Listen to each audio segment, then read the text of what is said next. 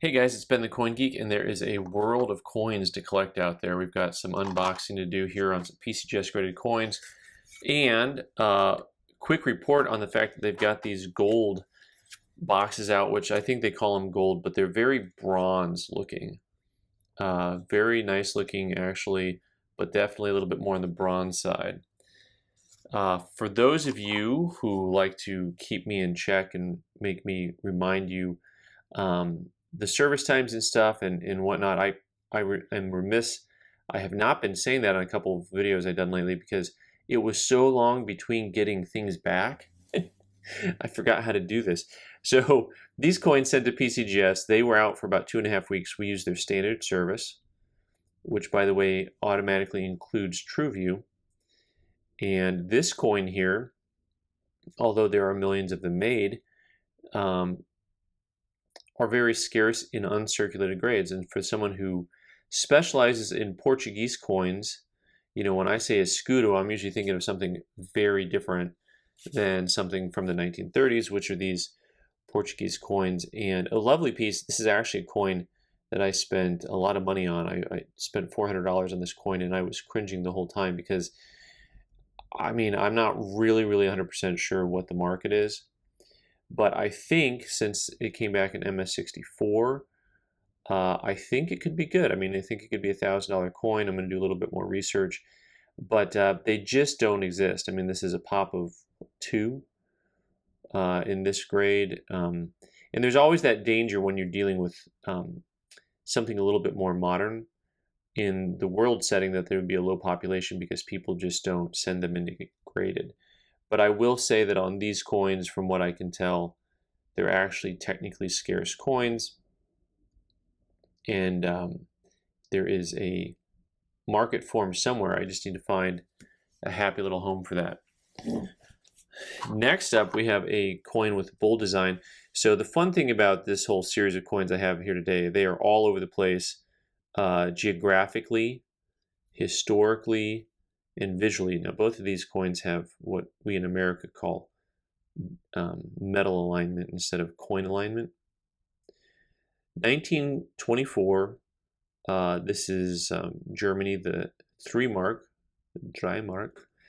and one of my favorite eagle designs ever is this coin, and it's about the size of a US $50 or so, roughly. It just is such a nice, bold look. Very stylized. And the Weimar Republic, 1924A. PCGS called this an MS64.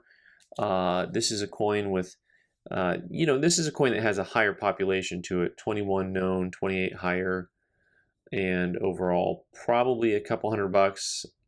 We'll see exactly where this lands. I've got to do a little bit more research on it, but I think it's a couple $100 type coin.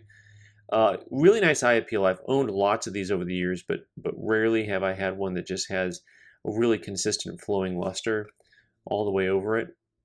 Just a hint of tone on this side, but overall a real pretty coin.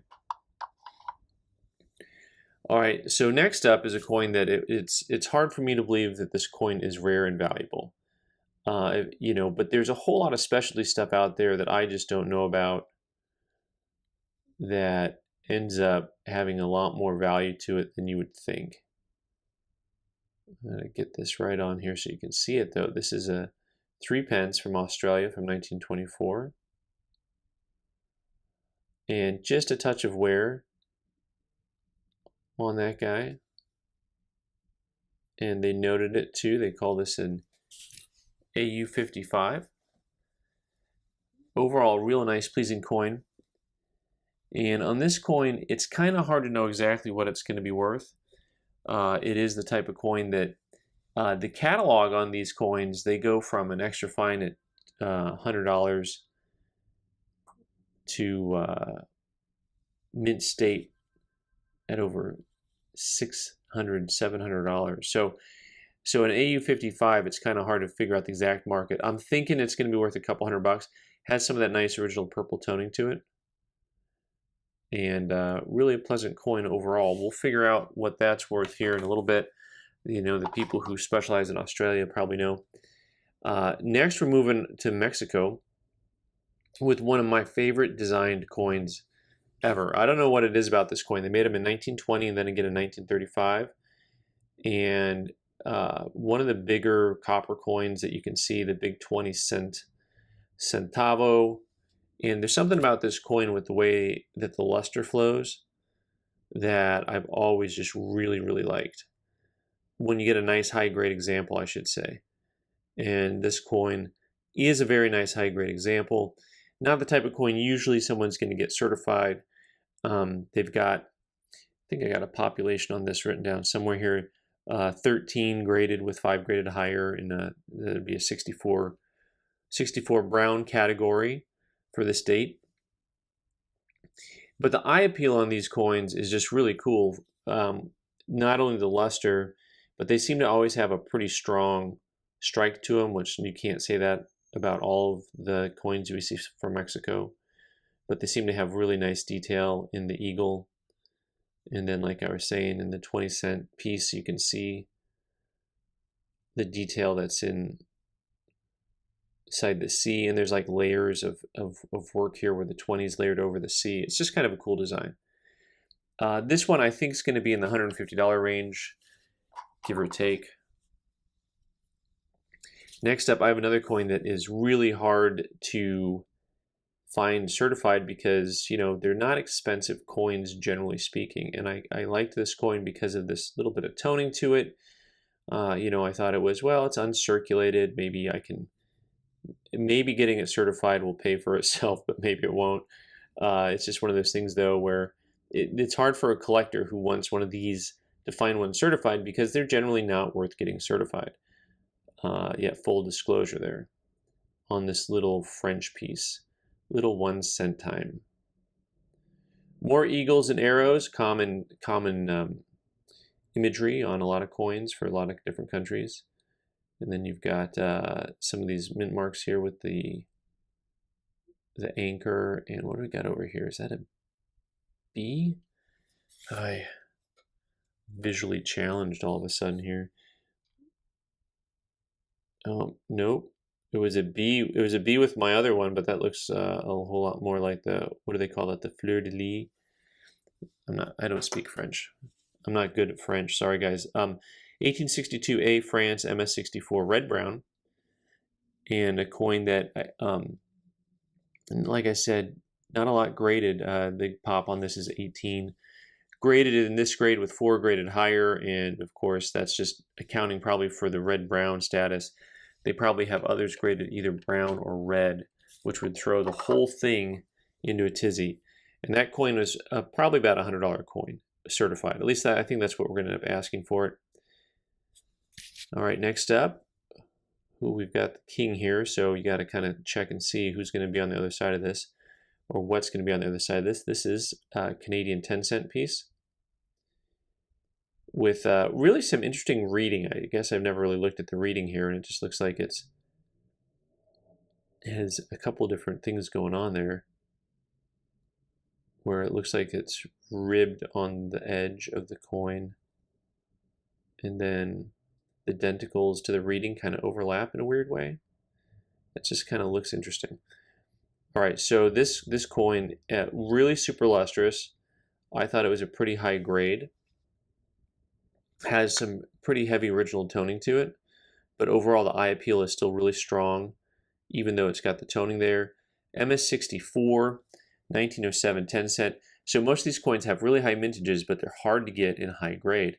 This has, I think it was a population of 17 in MS64 with 16 graded higher. But you know, you'll see the last couple that I found sold, but it's been a few years. They've sold anywhere from $500 to $1,000. So the sales on these are inconsistent, but they don't happen often. So it's hard to get consistency on a coin that's being sold. You know, you see go to auction once every 3 years or something like that. You know, that's just kind of how it works. But I do think this is probably going to be in that range, you know, that $500 to $1,000 range. Maybe it'll land in the middle at $750. And last but not least, one of the things that I like about these coins is I did get them in TrueView, and this coin in TrueView is just killer. I have the engineer pop that up for us, and you can see all the colors so much better than I think I can really get them. So TrueView from PCGS, a lot of times TrueView has just some real stunning looks to them. This coin, the color, for me, I like proof coins that are brown, that have the purple and green and yellow.